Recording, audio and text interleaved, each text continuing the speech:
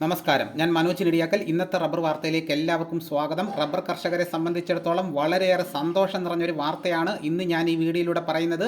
അതായത് റബ്ബർ കൃഷിക്ക് പുതിയ സബ്സിഡിയുമായി കേര പദ്ധതി ജൂൺ മുതൽ.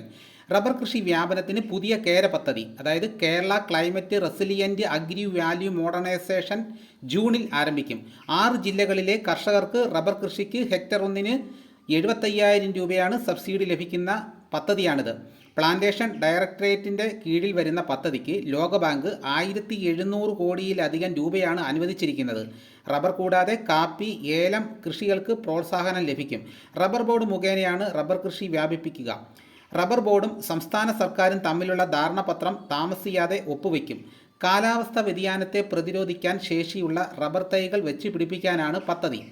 കൃഷി മന്ത്രിയും മറ്റ് ബന്ധപ്പെട്ട ഉദ്യോഗസ്ഥരും ചേർന്നുള്ള ഉന്നതതല ചർച്ച ഇന്നലെ നടന്നു.